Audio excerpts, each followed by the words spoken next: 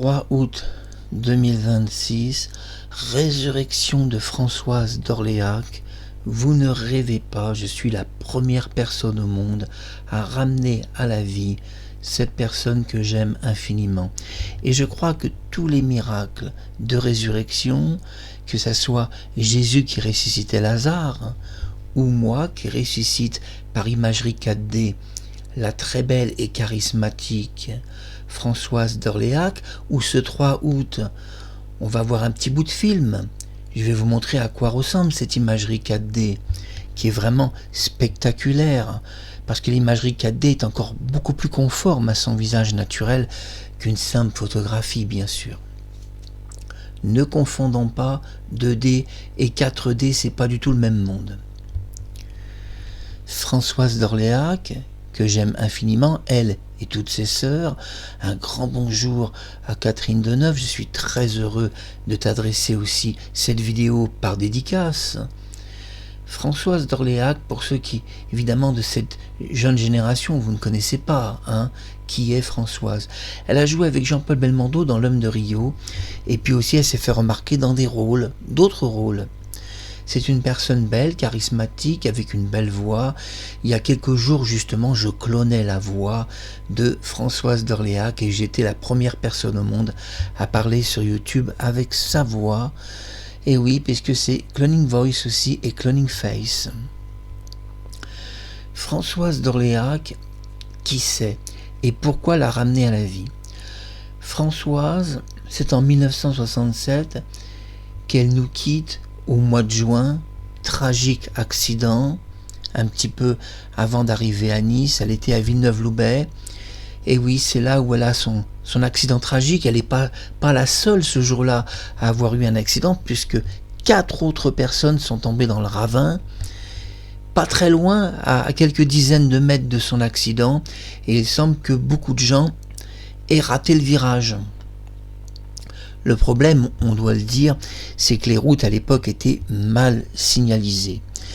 Et puis, dans cette région, je suis passé un jour en voiture avec un ambassadeur, dont je ne donne pas le nom par respect, parce qu'on ne peut pas parler des gens sans leur consentement.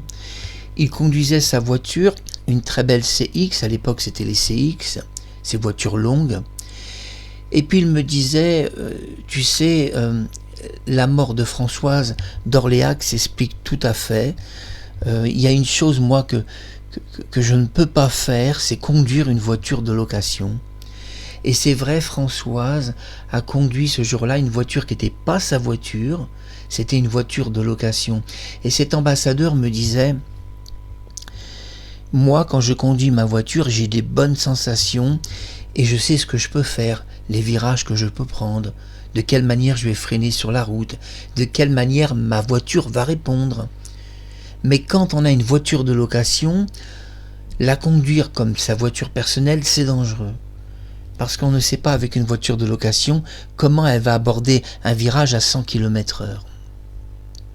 Et vu l'état de la voiture de Françoise, elle devait au moins rouler à 100 km/h. Parce qu'elle était vraiment dans un état, c'était un accordéon la voiture. Françoise n'a pas de chance ce jour-là. Peut-être aurait-elle pu survivre, mais malheureusement elle prend le poteau et le rail de sécurité, et là, elle reste entièrement coincée. Un monsieur va tenter de l'assister, il sort de son véhicule, court vers elle, essaye de la dégager par tous les moyens, il force de toutes ses forces sur la portière. Le feu, et oui, le feu s'enflamme, on était au mois de juin. Les flammes commencent. Ah oui, et une fois que le feu est parti avec de l'essence, vous savez, ces voitures, ça s'enflamme très vite. Il expliquera, cet homme, que le feu est parti à une vitesse incroyable. Il a pratiquement eu le temps de ne rien faire tellement que le feu est parti vite. Et il dira, j'ai tout essayé. Elle était extrêmement coincée dans le véhicule. On pouvait même pas la dégager, ni ses jambes, ni son bras, ni son corps. Il a tout essayé. Et il a été obligé d'abandonner parce que les flammes le menaçaient. Quand les pompiers sont arrivés, ils reconnaîtront qu'ils ont mis 2 heures pour couper cette voiture et extraire Françoise d'Orléac. Elle est restée coincée 2 heures et ils ont dû éteindre l'incendie. Et oui, puisqu'ils sont arrivés pour éteindre l'incendie de la voiture, ils ont donc mis 10 minutes à éteindre l'incendie. Et oui. Et dire que si cet homme avait eu un extincteur dans sa voiture, eh bien peut-être il pouvait sauver Françoise. Il suffisait d'appliquer l'extincteur, mais tout le monde ne voyageait pas avec un extincteur de sécurité. Les pompiers vont mettre 2 heures à couper la voiture et à extraire Françoise. 2 heures après, délicatement, ils prennent son corps alors qu'elle est morte, mais une sorte de respect pour elle. Et il la dirige délicatement sur le bord de la route où on pouvait voir ça puisque la télévision de cette époque a filmé. Et on voit une chose incroyable sur le film de l'époque. On voit que, pas la morgue, mais vous savez, les gens qui s'occupent des pompes funèbres avaient amené un cercueil. Le cercueil était en bois avec des dentelles toutes blanches. Et on voit les pompiers presque en larmes, détruits psychologiquement, et il place à 3 personnes, il place son corps délicatement dans le cercueil. Elle est morte, ça c'est certain. C'est un accident à bord d'une voiture de location. Comme le disait cet ambassadeur, quand on conduit ce genre de véhicule, on n'a pas la même sensation que sa voiture personnelle. Et puis si on conduit une voiture de course, par exemple, on va prendre le virage très très vite avec une voiture de course. Et le problème est de savoir, Françoise d'Orléac, quel était son type de véhicule. Si elle avait l'habitude de conduire avec des voitures de course, genre Jaguar ou des voitures de sport, eh bien elle s'est retrouvée piégée dans le virage, où elle a abordé le virage comme elle le ferait avec sa voiture de sport, mais voilà, dans une voiture de location, c'est pas du tout la même tenue de route, et donc elle a été heurtée le poteau, et donc c'est un accident qui s'explique très bien. Et l'ambassadeur me disait que souvent il pensait à Françoise d'Orléac, et il me disait à chaque fois que je passe ici, je me dis que je passerai jamais dans cet endroit avec une voiture de location, sachant la tenue de route qui est très différente entre une voiture qu'on peut louer qu'on ne connaît pas et une voiture dont on a l'habitude de se servir, et on ne doit jamais conduire vite avec une voiture de location, absolument jamais, c'est très dangereux. Mais cela dit, c'est pas entièrement de sa faute, la route était mal signalisée, tout le monde l'a reconnu, puisque d'autres personnes qui conduisaient plus doucement ont fini dans le ravin. Alors finalement, on peut dire que dans cet accident, c'est peut-être la route qui était vraiment mal signalisée, parce que on peut pas s'expliquer que 5 personnes ce jour-là, à 50 mètres de distance, ont tous eu un accident sur cette route. Que s'est-il passé pour que 5 personnes, 4 tombent dans le ravin et Françoise heurte un poteau et la rambarde de sécurité? On ne saura jamais, concours de malchance, peut-être la route était mal éclairée. Vous savez que, oui, fin des années 60, 1967, puis 1968 et 1969, les routes étaient très mal éclairées en France. D'ailleurs, le général de Gaulle a refait pratiquement toutes les routes. Il le dira, on devait refaire toutes les routes, que rien n'allait en France. Voilà cette petite vidéo de quelques minutes. On va se quitter. Je vais vous commenter les images. Alors je précise que la vidéo a été enregistrée avec le son et je parle avec la voix de Françoise d'Orléac. Mais là, je ne vous montre pas ça maintenant, je vous montre simplement ce qu'on appelle l'enregistrement de cet après-midi, un extrait. Je vous montre un extrait sans le son, comme ça je peux commenter. Résurrection de Françoise d'Orléac, je suis très très fier de l'imagerie KD, c'est exactement elle. C'est merveilleux. Je voudrais dire une chose à la sœur de Françoise, c'est-à-dire Catherine Deneuve. J'ai beaucoup de films de toi, j'ai L'Homme de Rio de ta sœur et d'autres films, je l'aime beaucoup.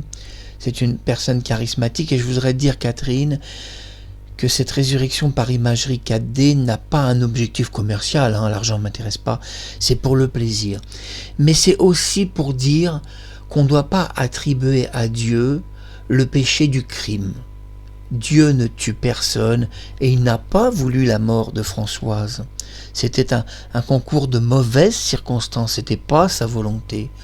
Parce que quand Caïn a tué Abel, c'était pas la volonté de Dieu qu'il tue Abel. Et Dieu lui reprochera, pourquoi as-tu tué Abel? Ce qui prouve qu'on peut aller contre les volontés de Dieu et faire le mal, et aussi de temps en temps aussi faire une erreur qui nous coûte la vie.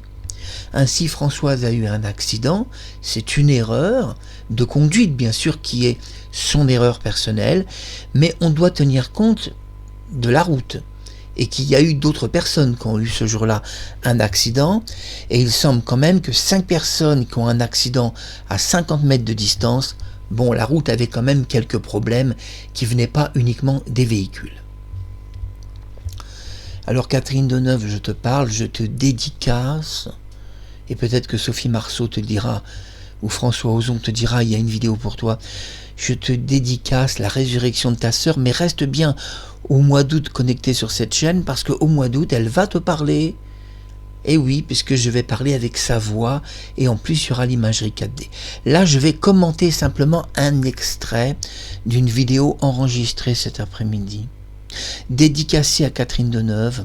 Je vais couper ma caméra, et puis ouvrir la caméra d'enregistrement de cet après-midi, et vous allez voir Françoise d'Orléac, l'imagerie 4D, je la ramène à la vie, alors je vous commente la vidéo. Françoise d'Orléac, c'était cet après-midi, imagerie 4 dimensions, masque facial, hyper technologie, c'est une technologie qui n'est pas en AI, et non, j'utilise aucune technologie d'intelligence artificielle. Par contre, j'utilise le TensorFlow, qui est un mouvement de suivi d'intelligence artificielle, mais l'imagerie, le masque est construit sur un très très vieux système qui avait été créé dans les jeux vidéo, sauf que là on n'est pas en 3D, on est en 4D, ce qui explique ce côté hyper spectaculaire du visage. Regardez, je suis devant ma caméra, la très belle et charismatique Françoise d'Orléac, c'est un petit extrait que je vous montre en boucle, un enregistrement de cet après-midi où je me suis coiffé, bon, un peu en garçon, et je dois me trouver une perruque, ça y a pas de problème. Alors, une vidéo où j'apparaîtrai avec des cheveux longs, ça sera peut-être pour septembre, puisque au mois d'août, 2 vidéos vont être produites où je vais parler à la très belle et charismatique Catherine Deneuve. Je reviens sur ma caméra, j'ai encore quelque chose à vous dire.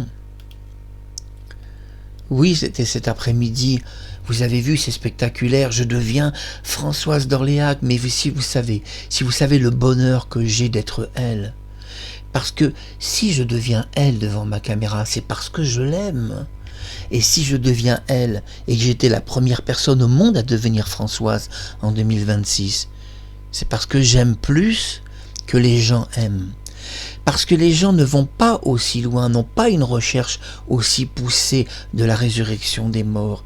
Beaucoup de gens ne croient pas en la vie éternelle et ne feraient rien pour ramener à la vie Françoise d'Orléac. Mais moi, je pars du principe que la résurrection a déjà commencé. La brebis d'Oli, le clonage humain et maintenant l'imagerie 4D. Mais moi, si on me donne une pelle et qu'on me dit va creuser, ouvre le cercueil de Françoise, fais un prélèvement ADN avec des médecins et clone Françoise au sens réel, je le fais. Elle, Gérard Philippe ou d'autres personnes, je le fais, je les ramène à la vie au sens matériel réel. Mais il y a la loi, et cette loi nous interdit d'ouvrir les cercueils et finalement d'accomplir cette résurrection qu'on peut faire dès maintenant, car on possède la technologie humaine pour le faire maintenant. De temps en temps la caméra clignote, c'est pas grave. On possède cette technologie humaine, mais on ne veut pas cloner les humains, tout le monde a peur. Même le Vatican a un peu freiné ce truc. Mais moi je dis à Catherine Deneuve, donne-moi une pelle, une pioche, on va creuser, puis si elle est dans un caveau, on la sort. Tu me signes une autorisation, on la clone, et dans 20 ans, on la verra devant une caméra, plus vraie que nature, encore mieux qu'en imagerie 4D. Ça serait une personne de chair et d'os. Alors il y a un clignotement de ma caméra, c'est purement spirituel, c'est magnétique. Dès que je parle de résurrection des morts et tout, la caméra elle devient folle. Je véhicule un magnétisme hors du commun qui détraque tous les systèmes électriques connus. Donc la caméra elle déconne un max. Et pourquoi il y a ces sautillements qui des fois n'ont pas lieu? C'est parce que je parle de Dieu et de la résurrection des morts. Et parce que je parle de ça, il se passe un phénomène occulte inexplicable. Mais c'est inexplicable aussi d'avoir vu ce miracle, de voir Françoise d'Orléac en août. Je vous remonte un petit extrait du film de cet après-midi. Allez, on se quitte. À bientôt sur YouTube. Et puis bisous d'amour pour Catherine, je t'aime fort. Et puis aussi Catherine, je pense aussi à d'autres personnes que j'aime, Alexandre, pas Alexandre, Alessandra Martinez. Et oui, la femme de Claude Lelouch, l'ex. Ou alors Sophie Marceau, Cindy Daniel. Et puis toutes les autres filles qui nous suivent, je vous aime. Upiko, Kazusaki Tayushi, Junuchi, vous nous suivez, je vous aime. Et allez, on se quitte. Allez, j'ai trop parlé. Allez, un dernier commentaire. Surtout restez sur YouTube au mois d'août parce que 2 vidéos seront publiées de la résurrection de la très belle Françoise d'Orléac. À très bientôt sur YouTube et merci.